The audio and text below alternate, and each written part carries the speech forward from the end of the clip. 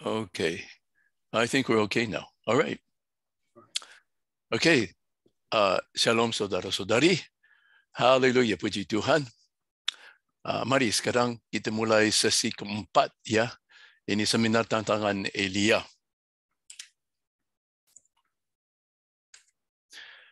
Presentasi ini tersedia dengan gratis bagi pekerja-pekerja Tuhan. Kalau saudara ingin mendapatkan presentasi ini, email saja elijah003@gmail.com. Sekali lagi, elijah003@gmail kalau ingin menerima presentasi ini.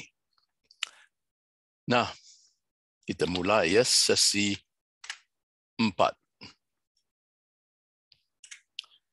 Nah, pada minggu yang lalu kita belajar Matius 17 di mana murid-murid Yesus gagal mengusir setan ayam daripada seorang anak yang kerasukan setan itu. Mereka gagal ya. Dan kita ingin ulangi kenapa mereka gagal. Jadi Matius 17 ayat 18, dengan keras Yesus menegur dia, iaitu setan itu. Lalu keluarlah setan itu daripadanya dan anak itu pun sembuh seketika itu juga. Ayat 19, kemudian murid-murid Yesus datang dan ketika mereka sendirian dengan dia, bertanyalah mereka, mengapa kami tidak mengusir setan itu?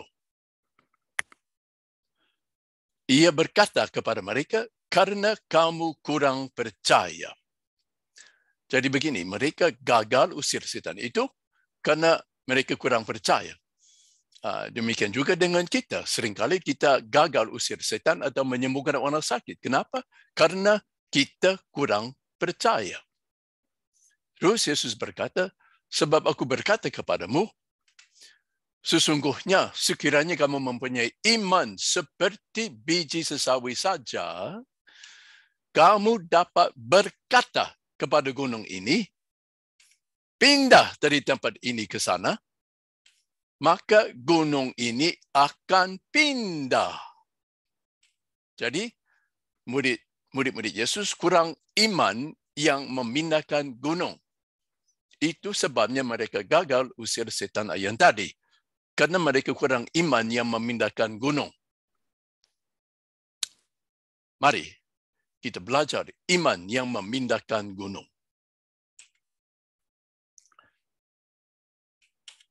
Lukas pasal 7 ayat kedua. Di situ ada seorang perwira yang mempunyai seorang hamba yang sangat dihargainya. Hamba itu sedang sakit keras dan hampir mati. Ketika perwira itu mendengar tentang Yesus, ia menyuruh beberapa orang tua-tua Yahudi kepadanya untuk meminta supaya ia datang dan menyembuhkan hambanya. Nah, jadi begini ya. Dia minta Yesus datang bukan untuk mendoakan hambanya. Bukan. Pada waktu itu, mereka tahu Yesus dan murid-muridnya bisa menyembuhkan orang sakit. Dan bukan hanya mendoakan orang sakit saja, seperti masa kini. Nah, hari ini yang kita tahu cuma mendoakan orang sakit saja. Tapi di keempat Injil, zaman itu mereka tahu Yesus dengan murid-muridnya bisa menyembuhkan orang sakit, bukan mendoakan orang sakit. Jadi saudara kita mau belajar sesuai dengan Alkitab, sesuai dengan Injil, bagaimana menyembuhkan orang sakit. Bukan hanya mendoakan orang sakit saja. Itu beda jauh, saudara. Kalau mendoakan orang sakit, itu artinya minta kepada Tuhan menyembuhkan orang sakit. Kalau menyembuhkan orang sakit, artinya kita yang menyembuhkan orang sakit. Kita yang usir setan. Kita menjalankan mujizat ilahi. Itu artinya menyembuhkan orang sakit. Ada ayat 6. Lalu Yesus pergi bersama-sama dengan mereka. Ketika ia tidak jauh lagi dari rumah perwira itu menyuruh sahabat-sahabatnya untuk mengatakan kepadanya, Tuan, janganlah bersusah-susah sebab aku tidak layak menerima Tuhan di dalam rumahku. Nah, kemungkinan perwira ini teringat bahawa Yesus itu orang Yahudi dan ia sendiri orang kafir. Dan orang Yahudi biasanya tidak naik ke rumah orang kafir. Jadi, perwira ini mau menghormati Yesus. Nah, jadi enggak usah datang ke rumahku. Enggak usah datang. Jadi, bagaimana dia pikir Yesus dapat menyembuhkan, bukan mendoakan hambanya? Dia bilang, Yesus enggak usah datang ke rumah. Jadi, bagaimana dia pikir Yesus bisa menyembuhkan hambanya dari jarak jauh? Bagaimana? Mari. Tetapi katakan saja sepatah kata. Saya ulangi. Yesus, katakan saja sepatah kata, maka hambaku itu akan sembuh. Perwira ini mau Yesus katakan saja sepatah kata. Terus dia yakin hambanya akan sembuh. Apakah dia minta Yesus mendoakan hambanya? Tidak. Dia mau Yesus menyembuhkan hambanya dengan katakan saja sepatah kata. Bukan doa, tapi keluar sepatah kata. Nah, sepatah kata apa yang dia mau Yesus katakan? Mari. Nah, begini. Perwira ini, dia tahu Yesus berotoritas menguasai sakit penyakit. Dia tahu Yesus berkuasa atas sakit penyakit. Dia tahu. Dia pernah dengar Yesus dapat menyembuhkan orang sakit dengan keluar perintah saja. Jadi dia tahu Yesus punya otoritas menguasai sakit penyakit dan setan-setan. Misalnya, saudara piara anjing, ya, dia anjing, saudara memelihara anjing. Nah, anjing itu jelas bawahan saudara. Saudara jadi bos atau atasan dari anjing itu. Nah, misalnya, saudara mau anjing saudara duduk. Ya, bagaimana? Ya? Apakah berdoa kepada Tuhan supaya anjing saudara duduk? Tidak, ya, mustahil. Kita enggak minta Tuhan suruh anjing kita duduk. Tidak. Apakah kita bernubuat kepada anjing supaya dia duduk? Apa kita berkata kepada anjing kita, saya memproklamasikan kamu duduk, saya deklarasikan kamu duduk sekarang? Tidak, mustahil, saudara. Apakah kita perintahkan anjing kita duduk? Ya, jelas. Kita keluar perintah kepada anjing kita supaya dia duduk, yaitu duduk. Begitu saja. Ya. Jadi, perwira itu mau Yesus keluar perintah kepada penyakit hambanya. Kenapa? Karena dia tahu Yesus punya otoritas menguasai sakit penyakit. Saya harap itu jelas. Ya. Di mana kita punya otoritas atas bawahan kita, di situ kita keluar perintah kepada bawahan kita menjalankan kehendak kita. Nah, mari kita menyelidiki apa yang sangat dimengerti oleh perwira ini. Mari. Ini sangat penting. Ayat 8a, perwira itu berkata, sebab aku sendiri seorang bawahan, dan di bawahku ada pula prajurit. Nah, perwira ini berotoritas atas bawahannya. Nah, itu jelas. Jelas. Tentara berjalan dengan otoritas. Bawahan selalu tunduk kepada atasannya. Itu tentara. Itu cara tentara berjalan dengan otoritas, lewat otoritas. Misalnya, ada perwira, ya. Ada atasan dan perwira itu harus tunduk kepada atasannya. Nah, di bawah ada bawahannya. Dan bawahan itu harus tunduk kepada perwira. Itu namanya tentara. Bawahan harus tunduk kepada atasan, kepada perwira. Perwira juga harus tunduk kepada atasannya. Itu namanya otoritas. Otoritas. Bawahan harus tunduk kepada atasannya.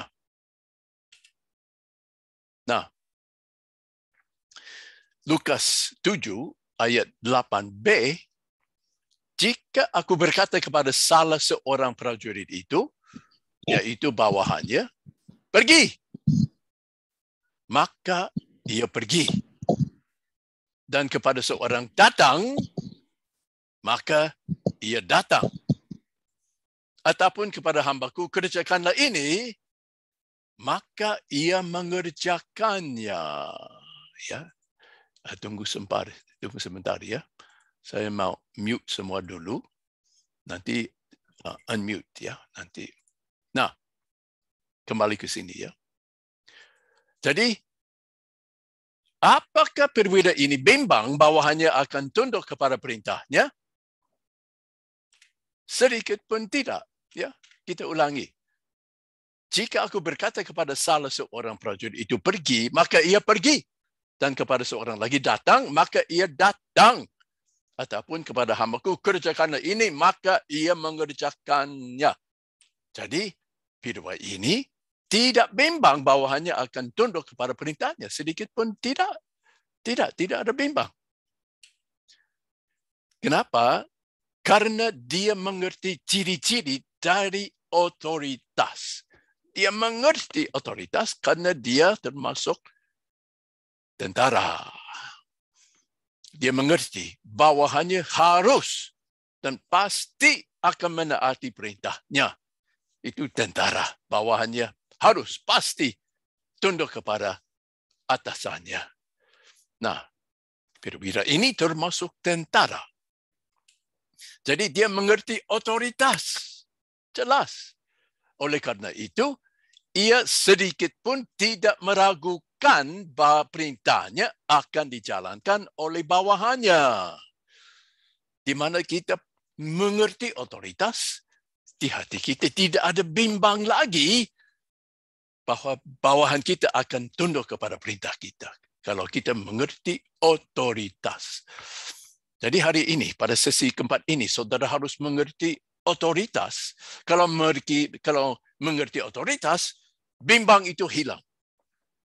Kalau ada bimbang, akibatnya gagal. Gagal menyembuhkan orang sakit, gagal usir setan, itu akibat dari bimbang, ragu di hati kita. Tapi kalau mengerti otoritas, tidak ada bimbang lagi. Kalau di mana tidak ada bimbang, gunung akan pindah. Sakit akan sembuh. Setan akan lari.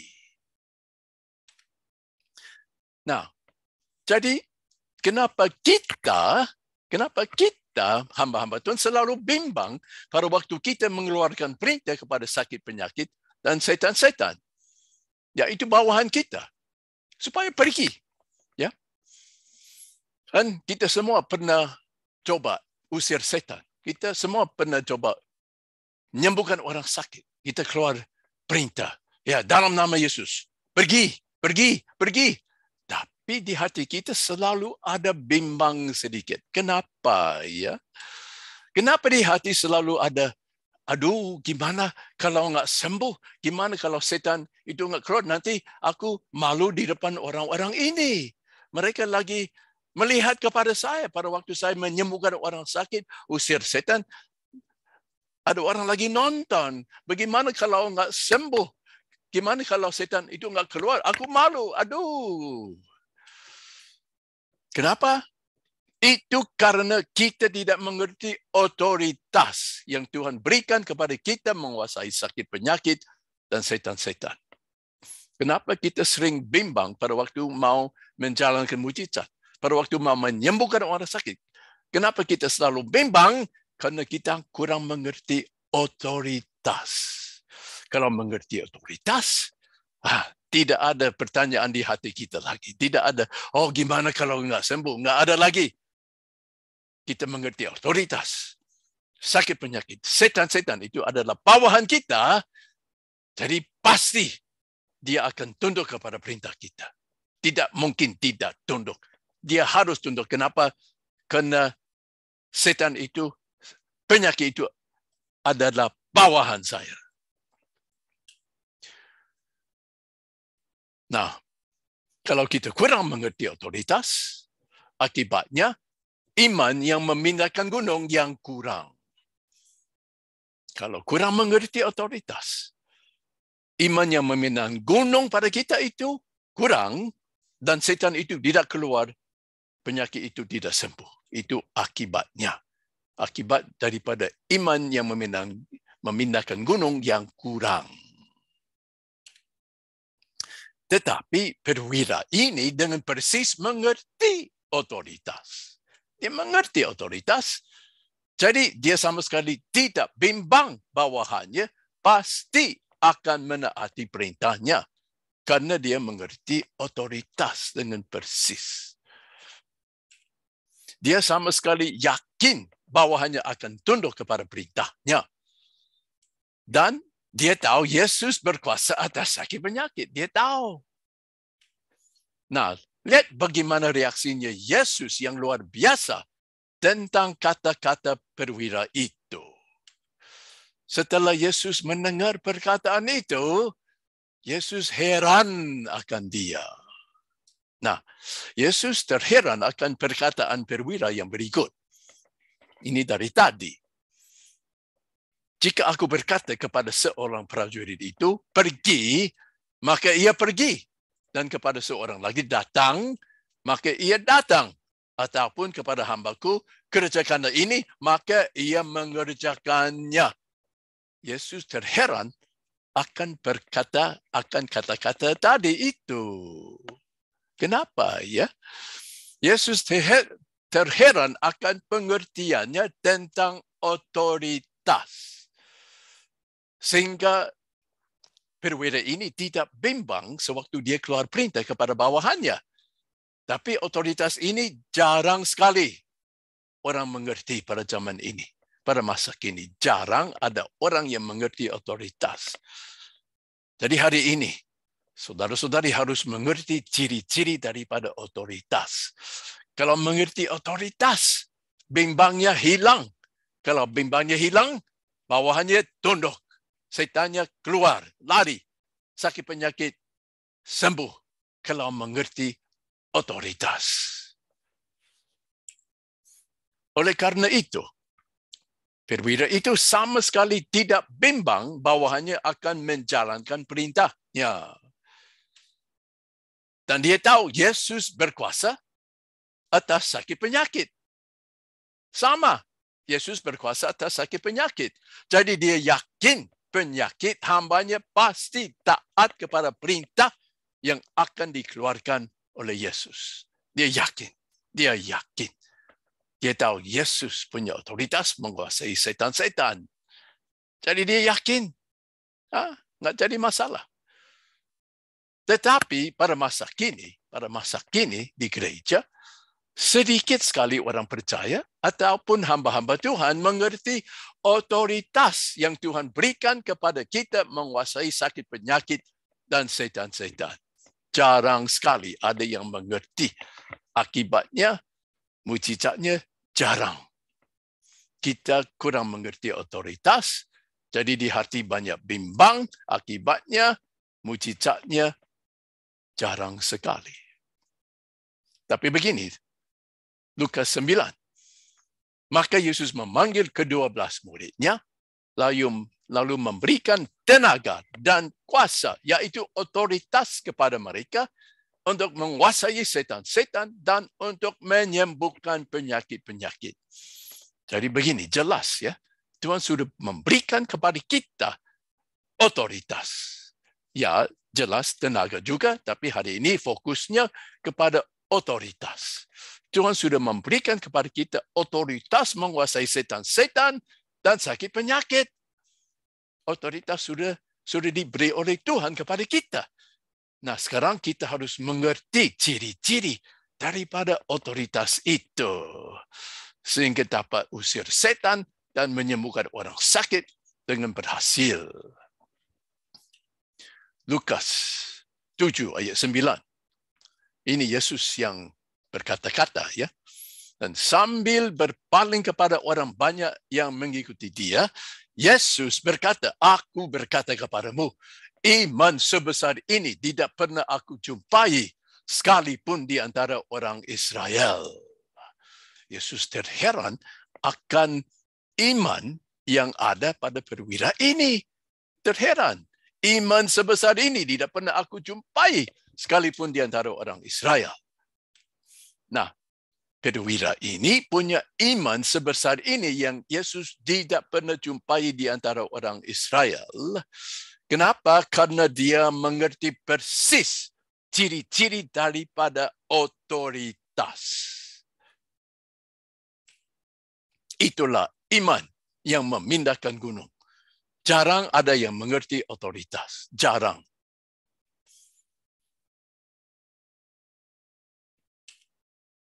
Atau iman seperti biji sesawi.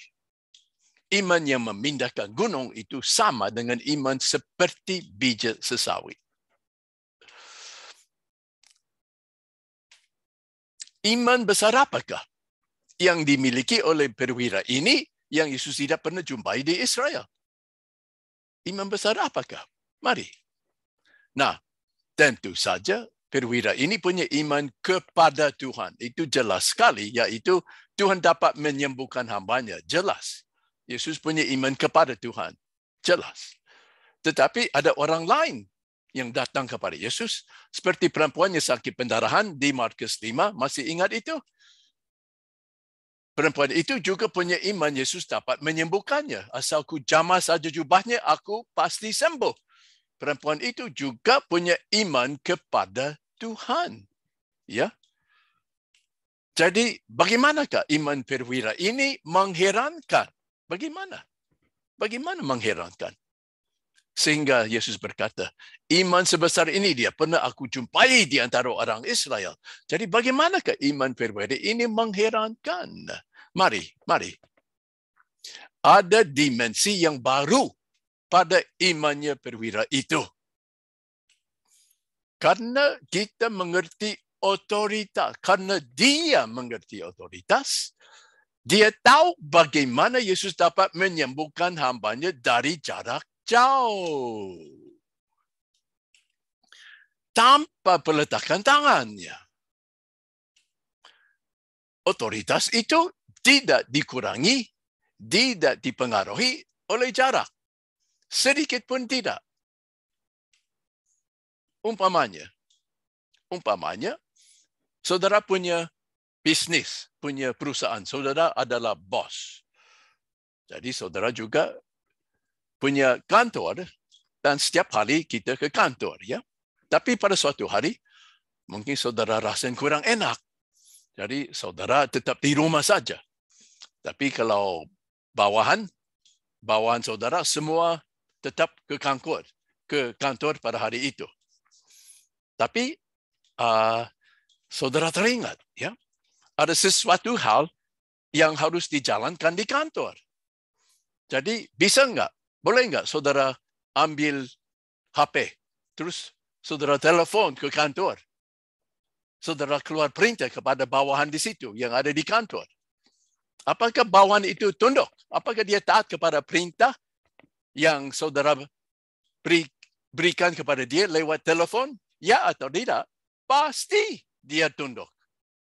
Sama seperti muka ke muka. Sama seperti saudara ke kantor. Muka ke muka keluar perintah. Sama saja. Jadi jarak itu tidak mempengaruhi, tidak mengurangi otoritas. Amin? Jelas, ya. Perempuan yang sakit pendarahan di Markus 5 itu hanya mengerti tenaga kesembuhan yang mengalir dengan jamahan Tuhan Yesus. Perempuan itu di hati dia berpikir, asal ku jamah saja jubahnya, aku akan sembuh. Yaitu dia mengerti tenaga kesembuhan yang mengalir lewat jamahan. Dia nggak mengerti otoritas. Ya. Tapi karena perwira itu mengerti otoritas. Dia tahu bahwa Yesus dapat keluarkan perintah dari jarak jauh. Masih jauh dari rumah. Nggak jadi masalah. Dia tahu Yesus bisa keluar perintah dari jarak jauh. Misalnya pergi. Dia keluar perintah kepada penyakit itu. Dan penyakit yang masih jauh itu harus tunduk. Dan hambanya pasti akan sembuh. berdasarkan ciri-ciri daripada otoritas yang tidak dikurangi oleh jarak. Perwira itu tidak meragukan bawahan-bawahannya pasti akan menjalankan perintahnya, biar dari jarak jauh. Betul. Biar dari jarak jauh. Tidak ada pengaruh. Dan dia tahu Yesus punya otoritas yang sama menguasai sakit penyakit dan setan-setan. Otoritas yang sama. Jadi dia tidak bimbang pada waktu Yesus keluarkan perintah dari jarak jauh dengan otoritas. Tidak bimbang. Oh, pasti dia bisa. Seperti aku punya otoritas menguasai bawahanku, Yesus juga punya otoritas menguasai sakit penyakit. Tidak dipengaruhi, tidak dikurangi oleh jarak. Jadi katakan saja sepatah kata dari jarak jauh, maka hambaku pasti akan sembuh. Penyakit itu pasti akan tunduk dan hamba itu pasti akan sembuh. Jadi saudara, kita harus mengerti ciri-ciri daripada otoritas. Harus. Kalau mau menjalankan hal-hal yang Yesus jalankan, kita harus mengerti otoritas. Karena dengan otoritas, Yesus menyembuhkan orang sakit dan usir setan. Dan juga kadang-kadang dia pakai tenaga kesembuhan. Ya, jelas. Oleh karena perwira itu dengan persis mengerti otoritas yang diberikan kepadanya menguasai bawahannya, dan dia tahu bahwa Yesus punya otoritas yang sama menguasai sakit penyakit, Yesus berkata dia punya iman sebesar ini. Iman tanpa bimbang, yaitu iman yang memindahkan gunung. Dan itu oleh karena dia mengerti otoritas. Saya harap ini jelas. Karena Yesus tahu perwira ini mengerti otoritas. Wah, artinya dia punya iman yang memindahkan gunung, tidak ada bimbang. Kalau tidak ada bimbang, nah itulah iman yang memindahkan gunung sama saja. Iman tanpa bimbang itu sama dengan iman yang memindahkan gunung. Nah, jadi itu artinya orang ini, perwira ini punya iman sebesar ini yang tidak pernah dijumpai di Israel. Dia mengerti otoritas. Kalau saudara mengerti ciri-ciri otoritas yang Tuhan berikan kepada kita menguasai sakit penyakit dan setan-setan, kita akan punya iman yang memindahkan gunung untuk menyembuhkan orang sakit dan mengusir setan dengan efektif dan berhasil. Yaitu iman tanpa bimbang. Iman tanpa bimbang. Dan apa yang terjadi pada waktu Yesus katakan sepatah kata kepada hamba yang sakit itu, apa yang terjadi? Hasilnya apa? Yaitu dia keluarkan perintah dari jarak jauh dengan otoritas. Apa hasilnya? Apa yang terjadi? Hamba itu sembuh. Setelah Yesus keluar perintah dari jarak jauh, hamba itu sembuh. Ayat 10, dan setelah orang-orang yang disuruh itu kembali ke rumah, didapatinya lah hamba itu telah sehat kembali. Sehat kembali. Setelah Yesus keluar perintah, katakan sepatah kata, yaitu pergi dari jarak jauh. Penyakit masih jauh, tapi tunduk. Dan dia pergi, hamba itu sembuh.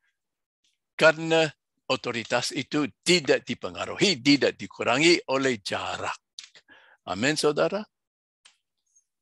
Otoritas itu tidak dikurangi oleh jarak. Atau oleh jumlah. Murid-murid Yesus hari ini juga bisa menyembuhkan orang sakit dari jarak jauh dengan menjalankan otoritas.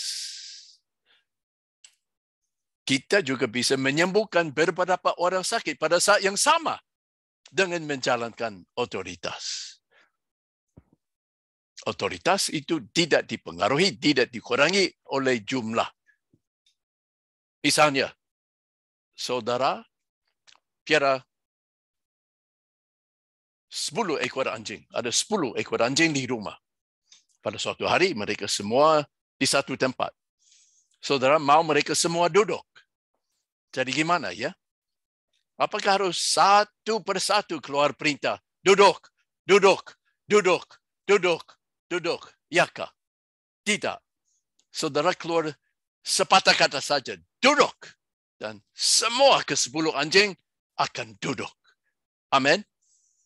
Jadi otoritas itu tidak dipengaruhi oleh jumlah atau oleh jarak. Jadi saudara bisa menyembuhkan beberapa orang sakit pada saat yang sama dengan menjalankan otoritas. Jadi lewat Zoom, kita bisa menyembuhkan banyak orang pada waktu yang sama. Enggak usah satu persatu. Tapi satu persatu juga boleh. Kalau saudara mengerti otoritas, saudara tidak ragu, tidak bimbang, bawahanmu harus dan pasti akan tunduk kepada perintahmu. Tidak bimbang, tidak ragu.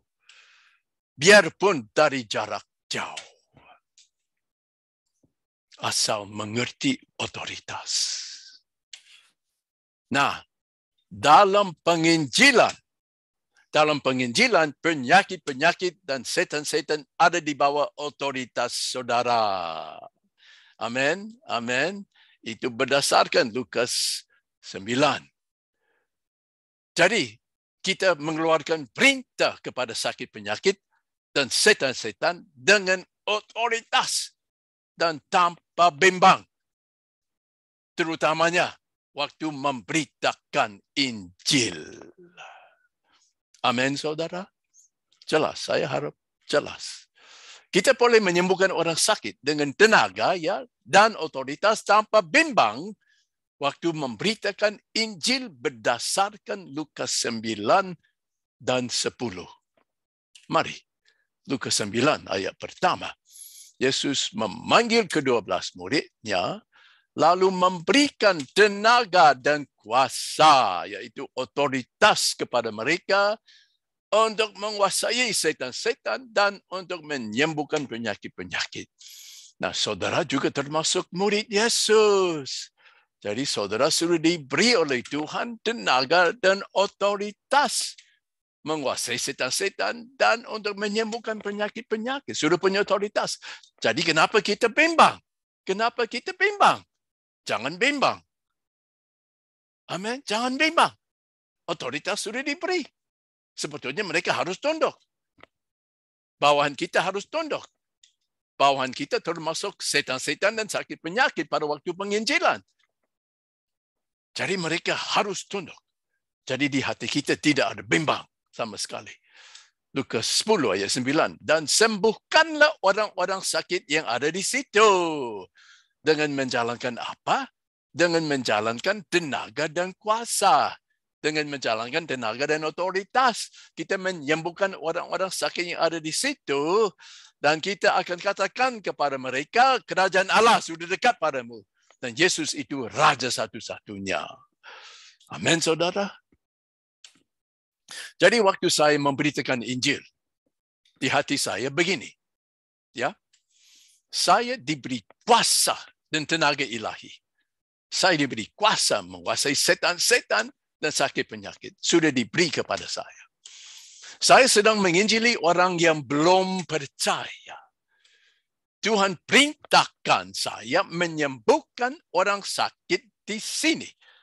Karena ini penginjilan. Saya diperintahkan menyembuhkan orang sakit. Dan Tuhan juga mau orang yang belum percaya disembuhkan. Dia mau. Ini kehendak Tuhan. Orang yang belum percaya disembuhkan supaya seluruh keluarganya percaya kepada Yesus. Seluruh keluarga bertobat percaya kepada Yesus. Jadi Tuhan mau orang belum percaya disembuhkan supaya mereka boleh bertobat dan percaya kepada Yesus sekeluarga. Penyakit ini adalah bawahanku. Seperti anjingku. Anjingku bawahanku, Sama saja penyakit ini juga bawahanku. Apalagi konteksnya penginjilan. Penyakit ini yang menyiksa keluarga ini bawahanku seperti anjingku. Jadi dia harus pergi. Pada waktu aku keluar perintah, harus pergi. Penyakit ini harus pergi. Setan ini harus pergi. Jadi tidak jadi masalah orang ini disembuhkan. Saya bisa menyembuhkan orang ini. Saya bisa usir setan ini. Berdasarkan semua yang ada di layar di atas. Yang ada di layar di atas. Amin, saudara? Amin, amin, amin, amin. Nah, kalau di bidang aktivitas kita, kita mengerti otoritas. Apa saja aktivitas kita, kita boleh punya iman yang memindahkan gunung kalau kita mengerti otoritas di bidang aktivitas kita. Sebagai bos, sebagai atasan yang pegang otoritas atau kuasa di situ, di bidang saya tidak bimbang di hati saya bahwa bawahan saya akan tunduk kepada perintah saya. Karena kenapa saya mengerti otoritas. Di hati saya tidak ada bimbang. Mereka bawahanku harus tunduk. Sama seperti anjing saya tunduk kepada perintah saya. Semua bawahan saya harus tunduk. Tidak bimbang di hati saya. Sebagai yang berwenang, kita percaya bahwa apa yang dikatakan kita akan terjadi. Kenapa? Karena aku bos. Karena aku punya otoritas. Apa yang saya katakan itu akan terjadi. Saya tidak bimbang. Saya yakin apa yang saya katakan itu akan terjadi karena aku punya otoritas di bidang itu. Kita harus mewujudkan apa yang kita katakan dengan memakai otoritas kita. Sekali lagi, saya ulangi. Saya harus mewujudkan apa yang saya katakan dengan menjalankan otoritas yang diberikan kepada saya. Yaitu dengan mengeluarkan perintah tanpa bimbang. Jadi bagaimana kita menjalankan otoritas kita? Itu dengan keluarkan perintah tanpa bimbang. Tanpa bimbang. Dengan keras. Dengan keras. Misalnya, saya mau anjing saya duduk. Ya, bagaimana ya? Saya lihat kepadanya, saya keluar perintah. Duduk. Bagaimana kalau dia nakal? Pada saat itu nakal, dia nggak mau tunduk, nggak mau duduk. Jadi bagaimana? Apakah saya panggil nama Tuhan? Apakah saya berseru kepada Tuhan? Minta tolong kepada Tuhan? Tidak, tidak mustahil. Bagaimana tindakan saya? Saya ulangi perintah saya. Duduk. Mungkin lebih keras lagi. Duduk. Dia mulai duduk. Tapi hanya separuh duduk saja. Enggak duduk total. Jadi bagaimana saya? Diulangi. Duduk. Terus saya mengeluarkan tangan saya. Saya tekan dia sampai dia duduk. Itu namanya otoritas. Apa yang saya katakan kepada anjing saya harus terjadi. Dan saya memakai otoritas saya untuk menjalankan apa yang saya katakan. Jadi pada waktu saya keluar perintah kepada anjing saya, duduk. Saya yakin apa yang saya katakan kepada anjing itu akan terjadi. Dan apa yang saya katakan itu, aku akan jalankan dengan memakai otoritas. Dengan tekun. Dengan tekun. Saya menjalankan otoritas, saya keluar perintah yang tegas sampai dia duduk. Jadi di hati saya tidak ada bimbang. Tidak ada bimbang. Aku pasti bisa menggenapkan kata-kata saya kepada bawahan ini. Bisa dijalankan, bisa digenapkan asal saya keluar perintah dengan tekun. Jadi anjing itu akhirnya duduk. Ditekan sampai dia duduk. Itu namanya otoritas. Otoritas yang sama kita diberikan kepada kita menguasai setan-setan dan sakit penyakit pada waktu penginjilan. Amin. Itulah iman yang memindahkan gunung. Iman tanpa bimbang. Apa yang saya katakan akan terjadi. Dan apa yang saya katakan aku akan genapkan dengan menjalankan otoritas dengan tekun. Markus 11 ayat 23. Aku berkata kepadamu, kata Yesus, sesungguhnya barang siapa berkata kepada gunung ini, beranjaklah dan tercampaklah ke dalam laut.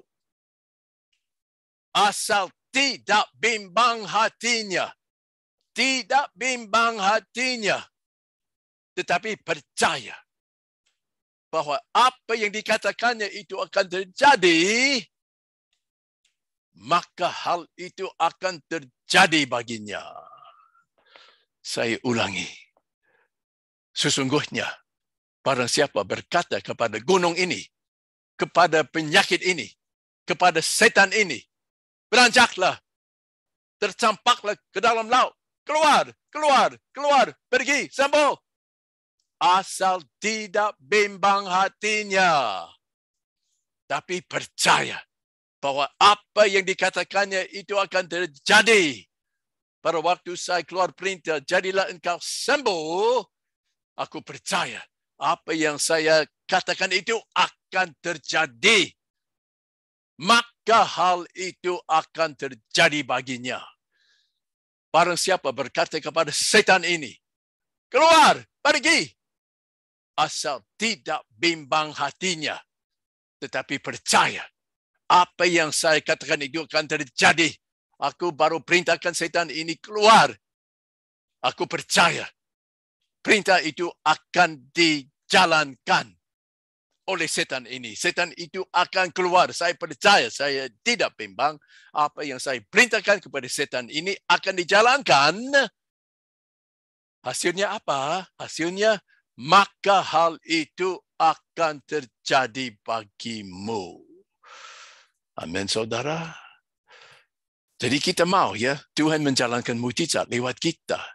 Dan kita harus menjalankan bagian kita, saudara. Bagian kita itu apa? Kita keluar perintah kepada gunung, kepada setan, kepada penyakit dengan iman yang memindahkan gunung. Di hati tidak ada bimbang. Kita percaya, kita yakin apa yang saya perintahkan itu akan terjadi. Itu bagian kita, saudara. Iaitu keluar perintah dengan iman yang memindahkan gunung. Itu bagian kita. Terus bagian Tuhan. Maka hal itu akan terjadi bagimu.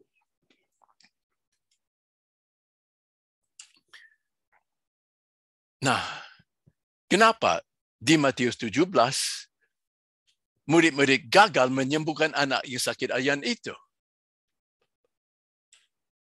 Itu karena mereka bimbang mereka bisa mengusir setan itu. Karena mereka kurang percaya. Kurang percaya. Yesus bilang, karena kamu kurang percaya. Karena mereka bimbang.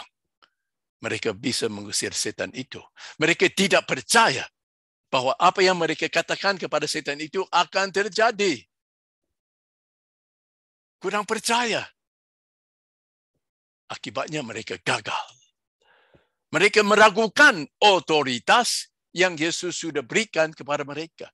Otoritas itu diragukan. Otoritas itu, ya jelas. Lukas 9 ayat 1.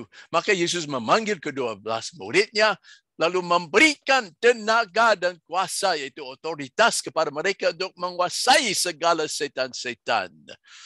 Mereka meragukan kuasa ini, otoritas ini yang diberikan Tuhan kepada mereka. Diragukan kuasa itu. Jadi mereka gagal. Karena otoritas itu mereka, ya, meragukan. Jadi begini. Waktu kita mengabarkan Injil kepada orang yang belum percaya, kita tidak bimbang sakit penyakit. Dan setan-setan akan tunduk kepada perintah kita. Tidak bimbang sama sekali. Karena kenapa? Berdasarkan otoritas yang Tuhan berikan kepada kita menguasai segala setan-setan dan sakit penyakit. Kita tidak ragu Apa yang kita katakan kepada mereka akan benar-benar terjadi. Kita tidak ragu.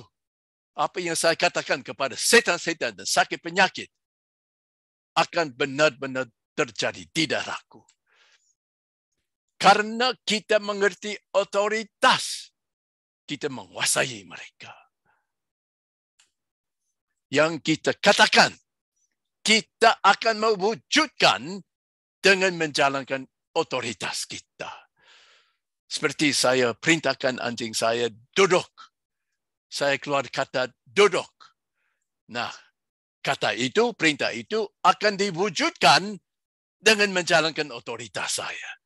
Saya paksa dia duduk. Saya tekan dia sampai dia duduk. Itu namanya otoritas. Itulah iman yang memindahkan gunung. Setelah itu, hal itu akan terjadi bagimu oleh Tuhan. Markus 11 ayat 23. Tetapi terlebih dahulu kita harus menjalankan bagian kita, saudara. Dan bagian kita itu apa? Bagian kita adalah begini. Mengeluarkan perintah. Misalnya, pergi kepada gunung, kepada penyakit, atau kepada setan.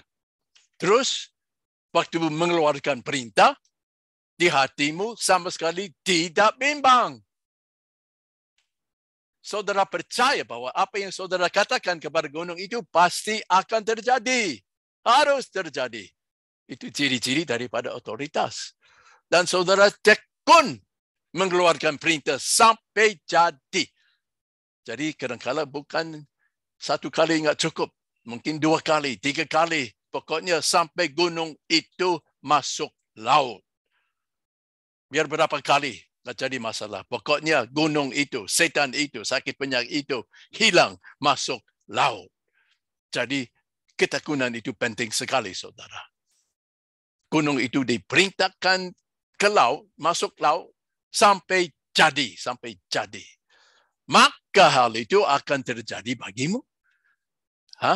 Jadi kita harus menjalankan bagian kita, maka hal itu akan terjadi bagi kita oleh Tuhan. Amin.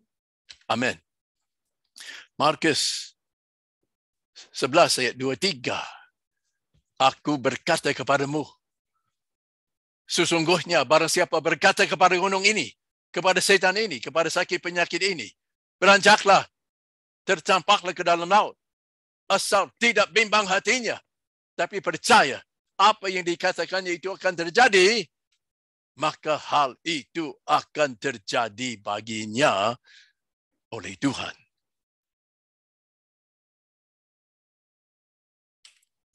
Sekarang, kita bisa mengerti cara kita biasanya melayani orang sakit. Bagaimana? Kita dulu ya biasanya melayani orang sakit. Bagaimana caranya? Begini. Oh, kita berdoa kepada Tuhan, ya. Dan setelah itu, ya sembuh nggak sembuh urusan Tuhan, ya.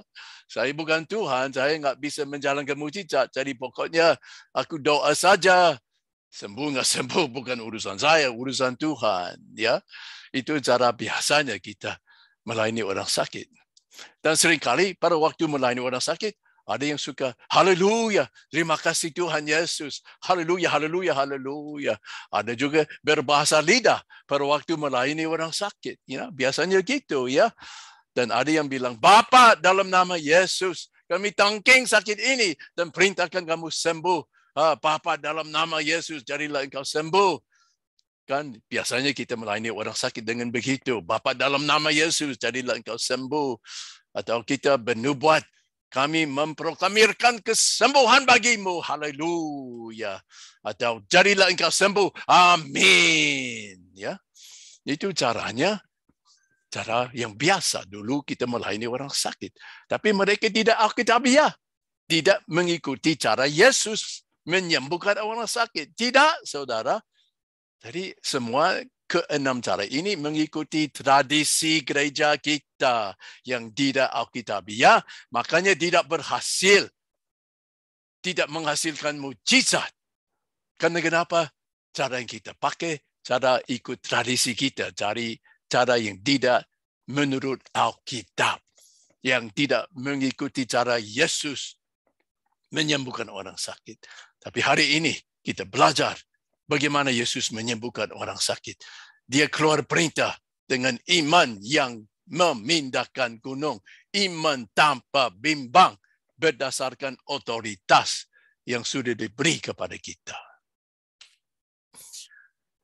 Nah, kita melayani orang sakit dengan cara biasa itu, tadi itu, karena kita ragu, kita dapat menyembuhkan orang itu sebagaimana Yesus perintahkan kita. Cara biasa itu berdasarkan bimbang. Kita ragu. Kenapa kita ragu? Kenapa kita bimbang? Karena kita tidak mengerti otoritas. Kita berpikir, lebih nyaman kita memproklamirkan saja kesembuhan. Lebih nyaman kalau keluar perintah, bagaimana kalau tidak sembuh? Haleluya, kita nanti malu di depan orang lain. Ya, jadi ya lebih baik jangan keluar perintah, jangan menjalankan otoritas. Kita bernubuat saja. Sembuh nggak sembuh urusan Tuhan. Kalau keluar perintah, aduh itu resikonya berat. Gimana kalau nggak sembuh? Jadi ya lebih baik, lebih nyaman kita memproklamirkan saja. Setelah itu sembuh nggak sembuh urusan Tuhan. Ya, itu cara pikiran kita dulu. Tapi tidak lagi ya. Kita bertobat dari cara itu. Sekarang kita mengikuti firman Tuhan. Kita menaati perintah Tuhan. Kita akan menyembuhkan orang sakit dengan menjalankan otoritas. Tidak ada ragu lagi. Karena sekarang hari ini, pada saat ini kita mengerti otoritas. Dan otoritas itu sudah dipercayakan kepada kita. Dan kita akan menjalankan otoritas itu dengan tekun. Sampai orang sakit sembuh. Sampai setan itu keluar. Sampai anjing kita duduk. Haleluya. Nah, tapi kalau kita belum dilatih. Ya, kita tidak yakin kita dapat menyembuhkan orang sakit. Kalau belum dilatih, belum diajar. Jadi, kalau belum dilatih, kita mencoba semua. Kita coba doa, nubuatan, bahasa roh, deklarasi, proklamasi, nyanyi-nyanyi dengan lain-lain. Harap-harap nanti ada sesuatu terjadi. Ya, itu hanya harap-harap saja. Karena kita nggak ngerti otoritas, jadi kita pakai yang lain. Dicampur semua doa, bernubuat, bahasa roh, deklamasi. Harap-harap sesuatu yang terjadi, ya. Itu berdasarkan bimbang, saudara, bimbang. Kita berpikir, makin lama kita berdoa, makin lama kita bernubuat, makin lama kita nyanyi-nyanyi, makin lama kita menyembah Tuhan, ya lebih mungkin Tuhan akan menyembuhkan orang yang sakit itu, kan? Itu cara kita dulu. Amin. Betul enggak? Betul.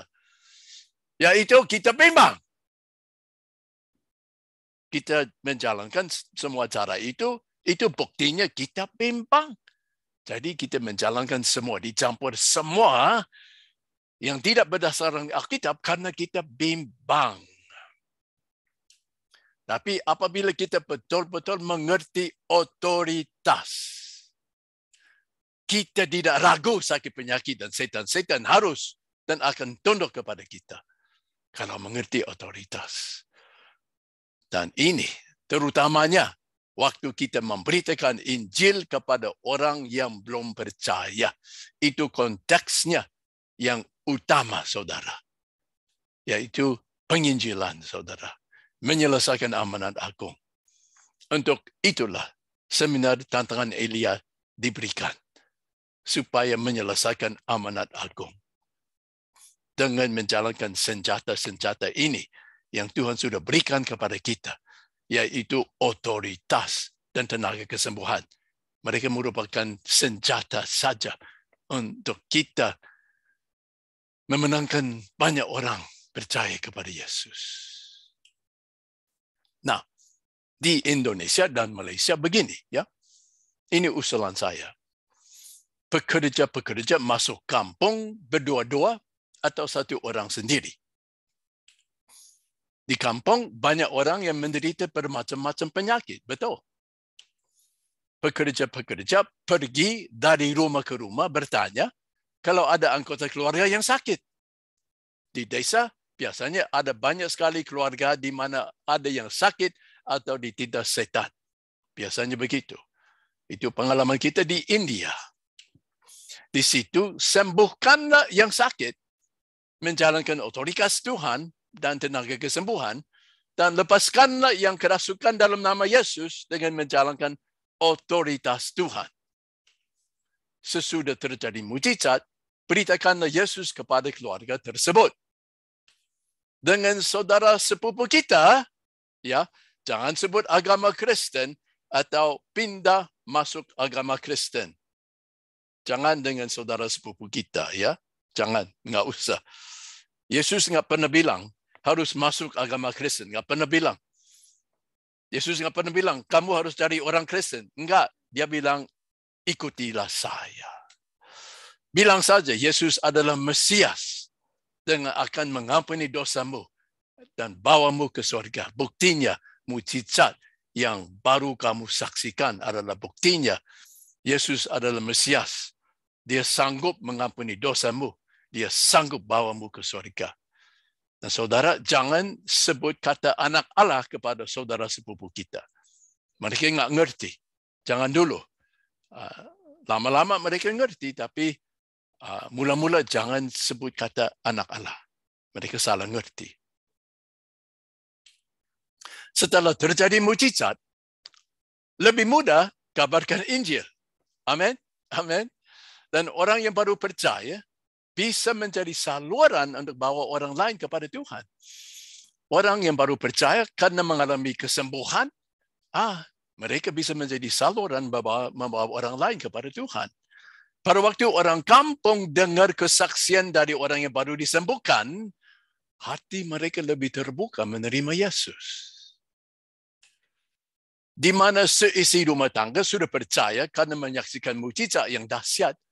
Seringkali keluarga itu sangat berminat mengadakan gereja rumah atau persekutuan rumah dimulai di rumah mereka. Itu pengalaman kami di India.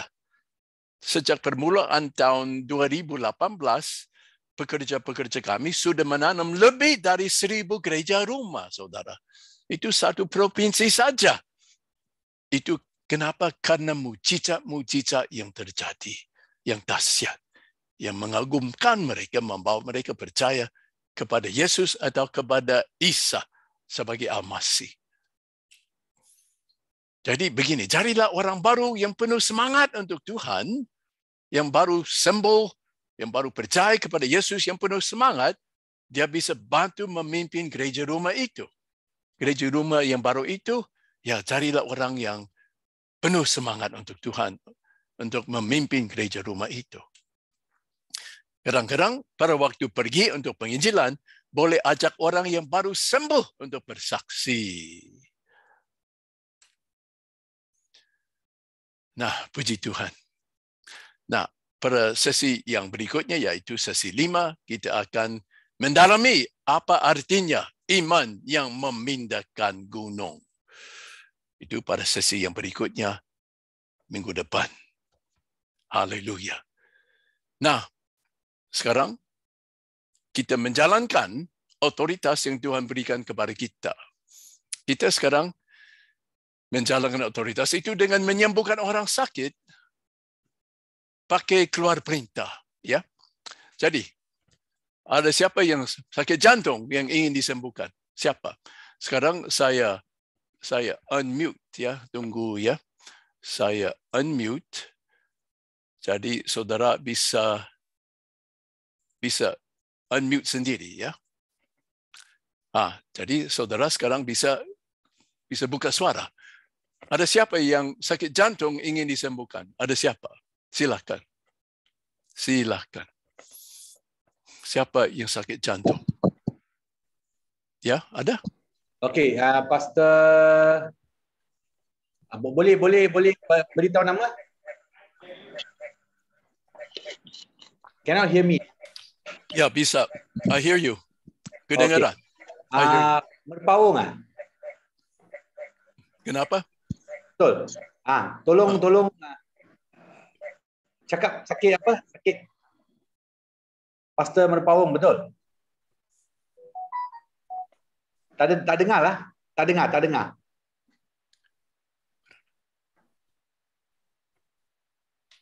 dengar. Harus unmute. Pastor William, you see that ICMM? The person, I think they don't have the volume there. Oh, ICMM. Yeah, ICMM. I see it. The lady there. Oh, I just see the seminar pelayanan kesembuhan pelepasan. That's all. I don't see any person. Oh, okay. Yes, I see her. Okay. Ya, Bu. Ibu sakit apa, Bu? Kurang bisa dengar. Aduh. Boleh naikkan volume. Naikkan volume. Kurang bisa. Itu belum unmute. She didn't unmute herself yet. No, she unmute already, but I think the volume is low. But she says she's having pain on the chest. Oh, jadi ada sakit. Ya, dadanya sakit. Betul nggak, Bu? Sakit. Apakah karena sakit jantung? Karena sakit jantung? Sakit jantung. Okey, bagus ya. Jadi begini, kita akan melayani kesembuhan bagi ibu dengan menjalankan otoritas, ya. Nah, apakah bapa di sebelah ibu itu suami? Itu suami ibu? Bagus. Jadi begini, sebagai suami, juga suaminya, dua-duanya percaya kepada Yesus, betul? Betul, ya. Jadi begini, menurut Alkitab, orang percaya boleh meletakkan tangan atas orang sakit, ya. Jadi nanti bapa meletakkan tangan atas dadanya ibu nanti, ya. Bukan atas kepala, dada. Atas jantungnya. Dada lah, Pak. Bagus. Ibu lepas tangan, Bu. Ibu lepas tangan. Bapa aja. Okey, bapa meletakkan tangan atas. Bagus. Nah, itu untuk apa? Itu supaya tenaga kesembuhan langsung mengalir menyembuhkan jantungnya ibu. Itu maksud ini. Supaya tenaga kesembuhan mengalir menyembuhkan jantungnya ibu. Ya, itu maksudnya peletakan tangan untuk mengalir kuasa kesembuhan, mengalir tenaga kesembuhan. Nah, sekarang kita juga akan keluar perintah dalam nama Yesus dengan otoritas. Kita perintahkan jantungnya sembuh total, berdebar dengan normal, darahnya mengalir dengan normal, sakitnya hilang dalam nama Yesus. Begitu, ya? Ya. Nah, jadi enggak usah tutup mata. Jangan tutup mata. Karena kita enggak pakai doa. Ini bukan doa. Ini menyerang musuh. Menyerang musuh, tutup mata ya. Enggak boleh, ya. Menyerang musuh tidak boleh. Menembak musuh, tutup mata ya. Enggak boleh. Harus buka mata. Menyerang dalam nama Yesus. Sembuh, ya. Begitu. Harus keras, ya. Jadi bukan doa. Doa itu lain sekali. Doa itu kepada Tuhan, menyerang itu untuk musuh. Nah, itu penyakit musuh, betul enggak? Penyakit itu musuh. Mau membunuh ibu, itu musuh. Jadi kita hantam dalam nama Yesus. Amin. Dengan otoritas. Okey. Jadi begini, nanti Bapak tangannya balik ke sini dan kita semua keluar perintah. Ya, semua keluar perintah. Bukan saya sendiri saja, bukan saya seorang diri saja, tapi semua keluar perintah. Ikut saya. Nanti pada waktu keluar perintah, itu dengan tegas, dengan tegas sekali. Dengan tidak bimbang. Ini pasti sembuh. Kenapa? Karena sakit ini bawahan kita. Amin. Seperti anjing. Penyakit ini adalah bawahan kita seperti anjing kita, jadi harus sembuh. Pasti sembuh. Amin. Jelas? Ini bawahan. Bawahan harus tunduk kepada perintah kita. Amin. Amin. Bawahan kita. Jadi pada waktu kita keluar perintah, tidak bimbang. Tidak ada bimbang. Pasti sembuh. Amin. Itu namanya iman yang memindahkan gunung. Tidak ada bimbang. Berdasarkan otoritas yang Tuhan berikan kepada kita. Nah, begini. Nanti Bu, kita melayani, nanti dites. Sakitnya hilang atau belum? Nanti ibu kasih tahu sembuh atau belum. Itu sakitnya hilang atau belum? Ya, okey. Udah siap ya? Nah, Bapak ya tangan di situ. Dan Bapak lebih baik lihat kepada dadanya ibu. Kerana Bapak keluar perintah langsung kepada jantungnya. Jadi lebih baik lihat kepada jantung daripada lihat kepada saya. Amin. Bagus, bagus. Ya. Nah, sekarang semua ikut saya. Semua ikut saya. Maka terbuka dalam nama Yesus. Dalam nama Yesus. Aku tangking sakit jantung ini. Ditangking dalam nama Yesus. Dalam nama Yesus. Jantung ini sembuh. Sembuh. Sakit ini hilang. Hilang. Hilang total dalam nama Yesus. Jantung ini berdebar dengan normal. Pulih dalam nama Yesus. Darah mengalir dengan normal dalam nama Yesus. Pulih. Jantung pulih total dalam nama Yesus. Sakit ini hilang. Jangan balik kembali. Yesus menyembuhkanmu. Dalam nama Yesus. Nah, sekarang Bu, bangun berdiri, Bu. Bangun berdiri. Bangun berdiri. Bangun berdiri. Coba ambil nafas. Tarik nafas. Tarik nafas yang sedalam-dalamnya. Coba bergerak. Coba bergerak badannya. Bergerak dalam nama Yesus. Bergerak. Tarik nafas. Bergerak. Badannya digerakkan. Digerakkan dalam nama Yesus. Dalam nama Yesus. Dalam nama Yesus. Dalam nama Yesus. Dalam nama Yesus. Nah, Bu, sakitnya sudah hilang atau belum? Sudah hilang. Ya atau tidak? Sudah hilang. Sudah hilang. Tidak ada lagi. Betul? Hilang. Bagaimana rasanya? Kekuatan. Apakah lebih kuat sekarang? Apakah lebih kuat? Lebih kuat. Lebih kuat. Kurang kedengaran. Sayang, enggak kedengaran. Begini, Bu. Bangun berdiri lagi. Bangun berdiri. Bangun berdiri. Coba begini. Mulai jalan-jalan. Jalan-jalan. Dalam nama Yesus. Jalan-jalan. Boleh lari-lari dikit. Lari-lari. Dalam nama Yesus. Sembuh total. Jantungnya sembuh. Sembuh. Pulih. Dalam nama Yesus. Sakit enggak boleh balik lagi. Sekarang jantungnya dipulihkan. Jadi kuat. Jadi sembuh. Jadi normal. Dalam nama Yesus. Dalam nama Yesus. Haleluya. Bagaimana rasanya? Enak? Rasanya enak? Enak. Puji Tuhan. Puji Tuhan. Haleluya. Nah, Bu, nanti ke dokter coba periksa. Coba periksa ke dokter. Itu buktinya sudah sembuh. Ya, ke dokter periksa. Amin. Nah, Bapak ini diulangi, Bapak. Tiap hari boleh, ya, supaya jangan balik. Jangan penyakit ini balik. Jadi tiap hari dalam nama Yesus sembuh total. Jangan balik lagi. Yesus menyembuhkanmu. Amin. Tiap hari supaya dia jangan balik. Kadang-kadang penyakit suka balik. Enggak boleh balik. Jalankan otoritas supaya penyakit tidak akan balik. Jalankan otoritas, ya. Amin. Jadi bukan doa lagi. Mungkin dulu sudah banyak doa. Tuhan sudah bilang, ya. Sekarang kita menjalankan kehendak Tuhan. Yaitu, ya. Dia mau. Amin. Puji Tuhan. Terima kasih, Bu. Terima kasih, Pak. Puji Tuhan. Haleluya. Haleluya. Nah, jadi David, sebentar lagi. Nah, mereka semua sudah menyaksikan bagaimana kita melayani ibu ini. Ada hasil. Dia bilang sudah sembuh, ya. Jadi sudah jelas caranya melayani orang sakit, ya. Nah, sekarang saya mau pergi, kalian melanjutkan, ya. Saya percaya masih banyak orang mau dilayani. Amin. Jadi David, you lead them, okay?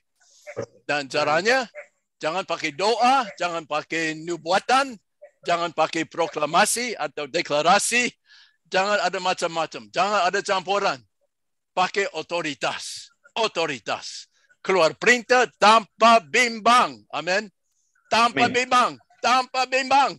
Kenapa mau bimbang? Otoritas sudah diberi kepada kita. Amin. Haleluya. Jadi keluar perintah tanpa bimbang dan dengan tekun sampai penyakit itu hilang total. Amin. Amin, saudara. Amin, amin. Jangan hanya satu kali saja. Kalau habis satu kali belum sembuh, diulangi. Sampai berapa kali perlu sampai orang itu sembuh. Amin, saudara. Amin. Puji Tuhan. So, Brother Edwin, I'm going to leave right now. And you lead the people. Minister to many, many more. And as the Lord heals, you will be so encouraged. You will be so built up.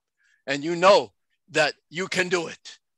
Amen. You can do it. Because you have been given this authority and power. You can do it. Especially for reaching the lost. Amen? Amen. Amen. Thank you so much, Thank you, Pastor. Pastor William. Okay. Thank you so much for your time. Oh, my pleasure. My pleasure. Okay, I'll see you all next week. We have much, much more.